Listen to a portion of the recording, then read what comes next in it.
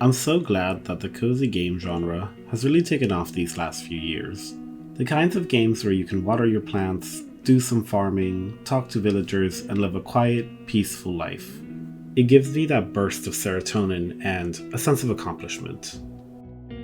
But sometimes, I like my games with a bit of emotional damage. So what if we took the dark, haunting beauty of Elden Ring and gave it the Animal Crossing treatment? Today, I'm going to be redesigning 8 of my favorite Elden Ring characters as Animal Crossing villagers. The first 2 characters on my list are Torrent, your mount, and a mysterious girl named Melina who gives him to you. I wanted to start with these 2 characters because they both play a pivotal role on your journey across the lands between. And Torrent, bless his heart, has saved my life more times than I can count. Melina's also a great character. She'll not only offer you guidance, but she's also the way that you're able to level up in the game.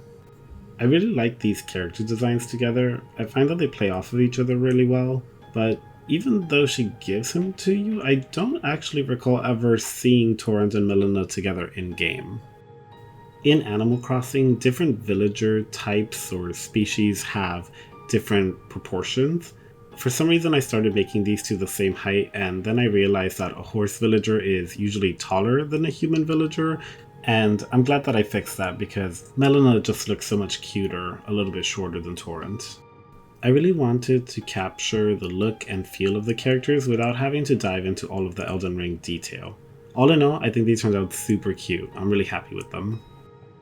Up next, I'm going to tackle one of the more popular characters, Ranni the Witch. Ranni was actually the very first one that I designed. So her design, I think, ended up a little bit more simple than the others. I do wish that I added a little bit more detail maybe to the outfit or at the bare minimum to her face. She has a few cracks here and there that I think add a lot of interest, and she has a symbol, some kind of mark on her eye, similar to Melina, and I didn't actually capture that in this design. She kind of looks like a haunted little doll, which is what Ranni is, for all intents and purposes.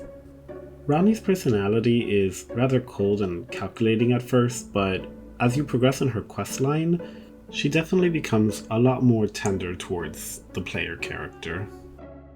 The next character is actually Ranni's fiercely loyal half-wolf warrior, Blaidd.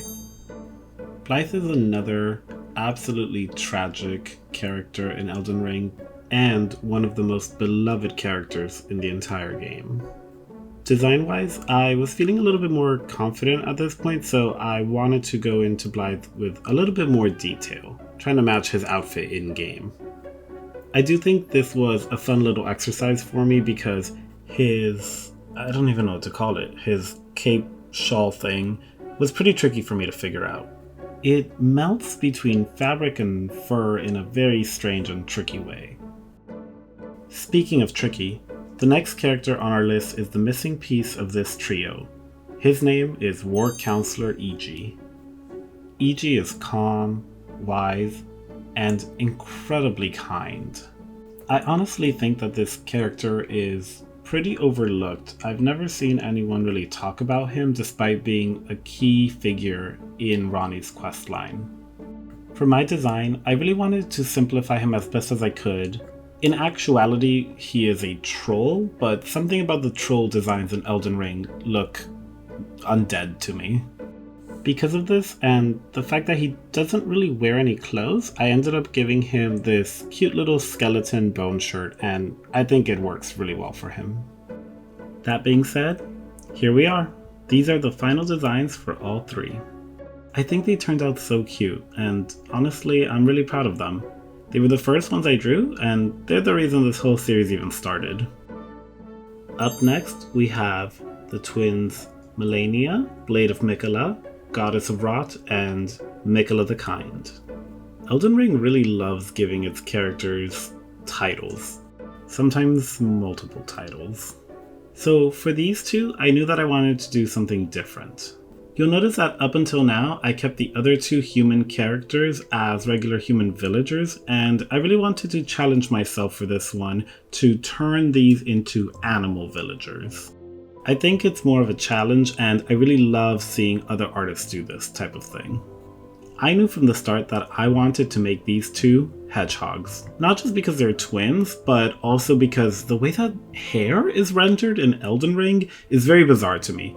It kind of pisses me off a bit because the hair itself could look really pretty, but it's rather stiff. So, I don't know, I thought in my brain that translated well to one of these hedgehog designs. Malenia, the red one on the left, is an undefeated and honestly terrifying champion. The one thing that I knew for sure was that I wanted to keep her signature helmet.